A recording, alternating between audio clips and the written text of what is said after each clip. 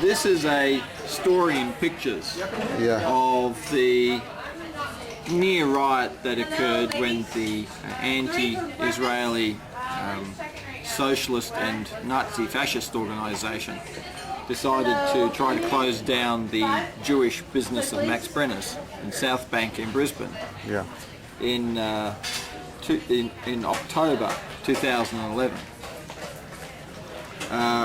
We'd already organised to be doing a supporting courage event a few days earlier at the Max Brenner chocolate shop, because we'd heard that there was going to be a protest by these BDS protesters for whatever reason. What's BDS? Boycott, divestment, socialist left. We just knew who they were. and sanctions. They call This is all themselves. the good stuff they want to. But Matty, they call themselves whatever. We don't respect it enough, whatever name they do, to warrant going into the details. We know who they are. These people, and we use that term, wanted to close down some Jewish businesses in Australia just for being Jewish. Tap it. It just went up. Yeah. Okay, and we had this event at Max Brenner's late at night, right, on a weeknight, which was very, very hard for a lot of people to get to, but some people did, and it was wonderful that they did.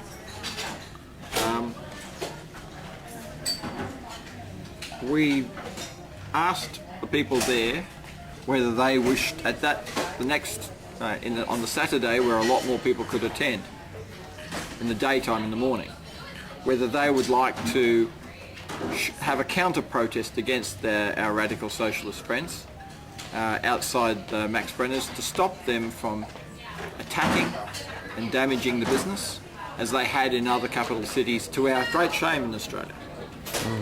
And rather than having a hot chocolate in the shop, which various political leaders said as their support, we'd much rather show our support in a more real and concrete way.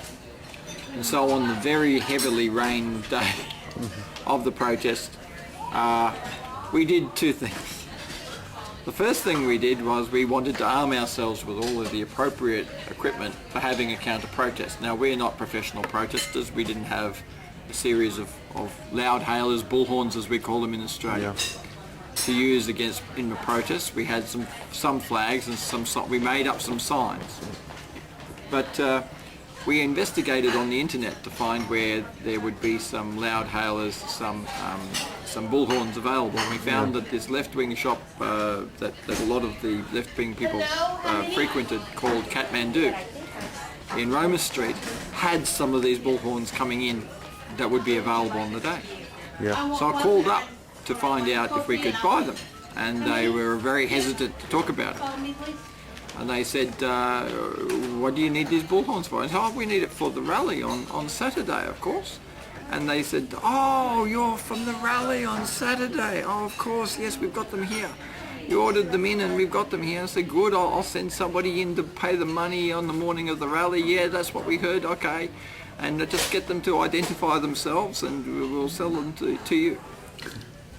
So I sent my wife in. We parked around the corner. We set her in with a red shirt on, and she goes in there. And they said, I want to buy. Here's the money, cash, to buy these bullhorns. You want to couldn't afford it, of course, but we had a donor give us some money for some bullhorns. So we went in there, and she was asked, you want the bullhorns? She says, yeah, this is for the rally. Oh, you want these for the rally? Absolutely, these will help a lot. Oh, for sure. And they gave her all the bullhorns. She bought them all. Then she left.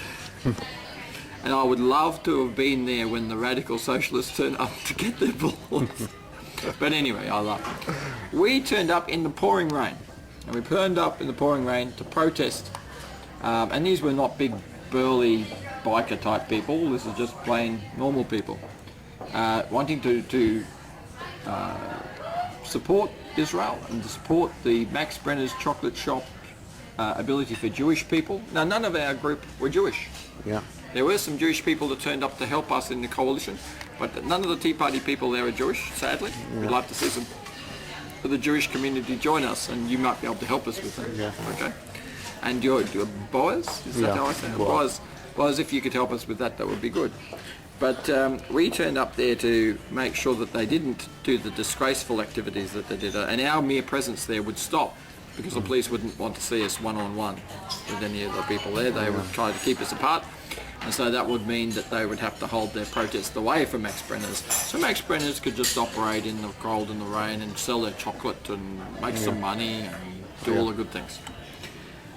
So the police, seeing that we were there, cordoned off an area a long way away from Max Brenner's to stop the protesters from getting anywhere near to them. And they were organising to have their march, and they were going to march from their organising place. And then they turned up. There are their bullhorns and their chants and their signs. And they were kept on one side of the barricade. And we saw that they were there, and we started chanting back at them from around where we were. And then we decided, hey, look, we would join together and come up over the garden there, and we would meet them. And there were more of us than there were of them. Don't give up. You Never. Thank you. I love it. There were more of us than there were of them, and they were at the back. Though we had most of the libertarian people who wanted to show their support, stand there, but they didn't want to get into yelling or face-to-face confrontations. Right? That was not their style. Okay, and that's wonderful, but it doesn't work. Sorry to say. They needed these people at the front who were going to give it everything. And there were a couple of libertarians, these two girls here, two libertarians, right? The only two libertarians, I was saying, who turned up. Well, we have our own libertarians, right? And this man here, he's a libertarian, right? Yeah. Sorry, he's one of our people. Sorry. He's one of our people. And he's more into the political action rather than the sitting around talking about it. Yeah. Okay? So when things got heated, which it got very heated very quickly, both sides started. We had one of our people got a bit carried away and decided to. He would love to own their big banner insulting Israel. He thought it was an insulting banner, so he thought he would take it away from them. Now he did. He's a big man, but the police didn't like that.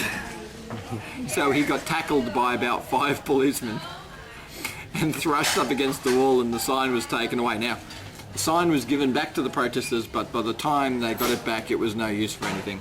He did have, as you can see from this side, a few bloody scrapes and bruises on his body from that altercation. And he's an older gentleman. He's an older gentleman, right? A former rugby player, older fella. But he can't really walk very well anymore because his hips are all seized up, but he still charged them and got their sign because he was so offended. Now, he's not a Jewish man. This man is a Jewish man, right? This is a Jewish man, but he's standing here with Australians. This lady here is one of our members, okay? But her grandfather was at Auschwitz, okay? She was born in Tel Aviv. She's a Catholic, but she was born in Tel Aviv. And her relatives are very strongly supporting of Israel, and she was probably one of the smallest people there, and probably the most ferocious on the day. The police were always holding her back from getting at them. This is the way, I believe, that you need to confront them for the first time. If you do it right the first time, you won't need to have a second. We've never had any more problems with these people.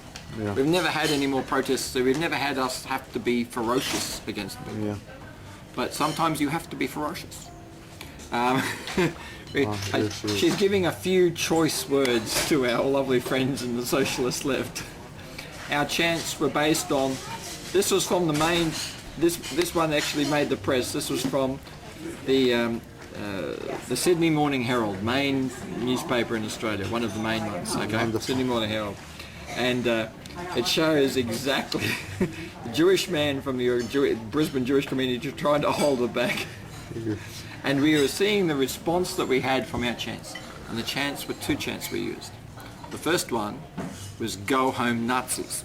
The left-leaning people did not like us saying it. It revoked that what they were really doing was 1930s Germany, going after some cosmetics shops in Melbourne that sold lipsticks, and a shop in Brisbane that sold chocolate, because somehow they're part of some vast international Jewish conspiracy We're not that stupid in Australia. We're not that stupid.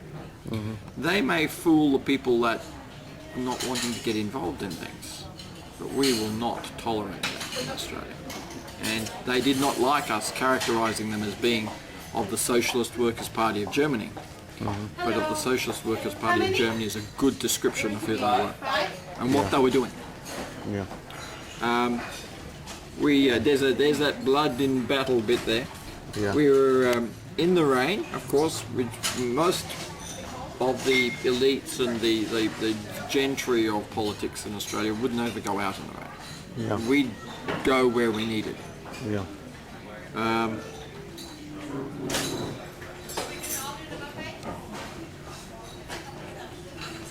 Stand by Israel. Yeah. Israeli flag. I even heard at the back there were some people from the Jewish community that was started a dance. so happy that what we were doing. They started dancing in a circle, singing. Is it Hava Nagila? Yeah. Hava Nagila. They were doing a dance of Hava Nagila because they were so impressed of what a great job. We were not only meeting them, we were smacking their bottoms. Yeah. We were thumping their bottoms. They were being humiliated because we were being out strength, out loudness, out ferocious qualities. We were being more powerful than they were, and they found it a great relief that somebody was not only doing it but doing it well. Yeah. And you can see that we were not friendly. After a short time, they started to go. They'd had enough. Yeah. I think the killer point for them was when we worked out the best chant. The "Go Home Nazis" was a good one because you could go "Go Home Nazis, Go Home Nazis, Go Home Nazis," and you'd put a different spin on it every time. And they didn't like that. But the best chant that we had was "We love chocolate." And even people streets away hear our lad fathers. They also "We love chocolate." It's ridiculed them. It really grilled them, yeah. They did not like that at all. And of course, they met and then they leave, right? Yeah. And off they go. And Afterwards, the people were smiling and laughing. And of course, I think it's very pleased to say that the man from the Jewish community was very happy. Yeah. And our last lady, she was still yelling at them even as they were running off. Okay, I said in the story, I think she gave for them a few choice words, telling them of her deep, imbibing opinion about them, Yeah. personally, intellectually, and politically. Right. Okay, let's